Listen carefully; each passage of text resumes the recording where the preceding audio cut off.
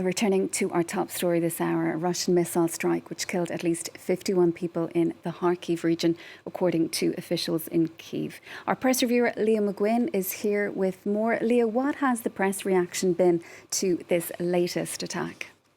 Yeah, as we can see in The Guardian, at least 51 people killed in that latest Russian missile attack when a Russian missile struck a cafe in Ukraine, in Kharkiv, in eastern Ukraine.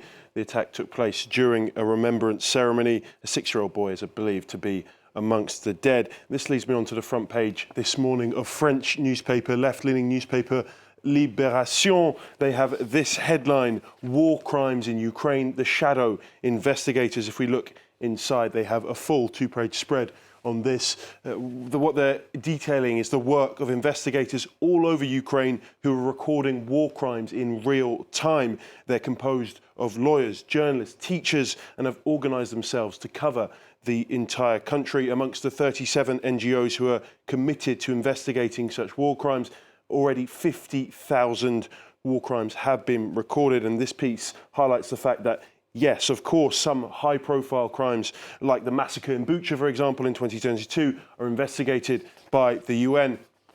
But international organisations rarely take up such cases, meaning the groundwork is left to many ordinary Ukrainians. Many of these people were interviewed in this piece, and they said that the psychological consequences of daily exposure to such atrocious situations is the main challenge of the work. And as well as documenting war crimes almost live as they happen, the aim is above all to be able to build cases and bring those responsible to justice. The idea, they say, is not to prosecute Russia as a whole, but rather the perpetrator of each crime. Turning now to India, Leah, where recent arrests have been causing an uproar. That's been called a threat to press freedom. What is that all about?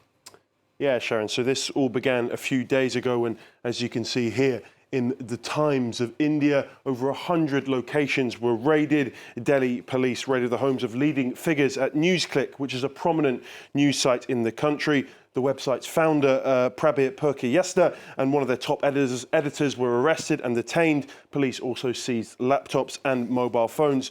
Officials are reportedly investigating allegations that NewsClick received funds illegally from China.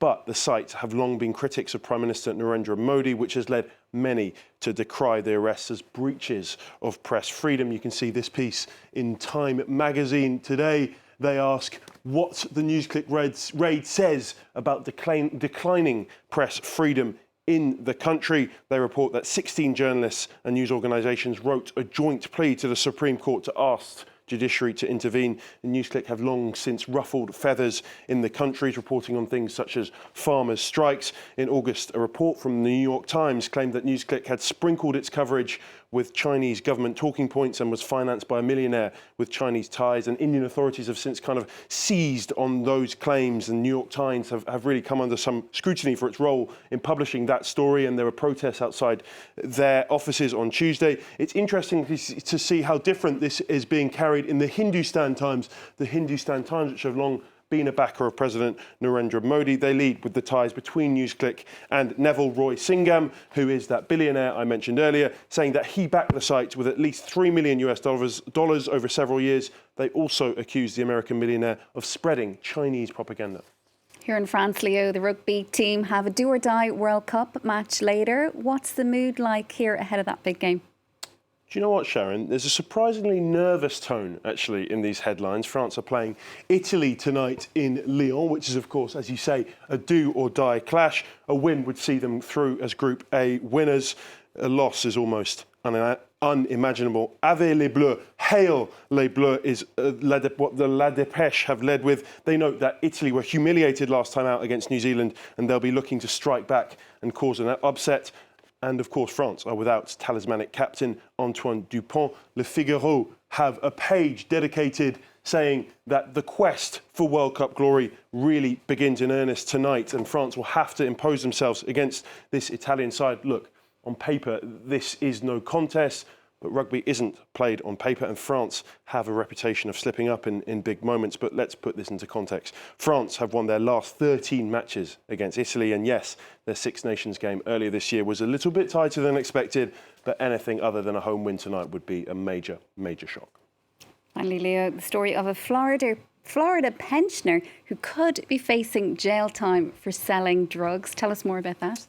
Yeah, this is the story of 77-year-old Reginald Kintzer. As you can see from this headline, he bought nearly $2,000 worth of erectile dysfunction drugs on the black market.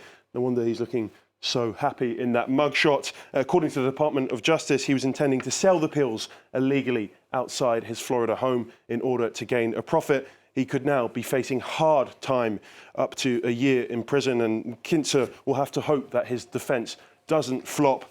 He does have previous convictions, which means he should perhaps be expecting a stiff sentence. And you've got to say, for Kintzer, this really is a bitter blue pill to swallow. No puns intended, Leo. Thank you so much for that. That's Leo McGuinn with our press review. Do stay with us for more world news here on France 24.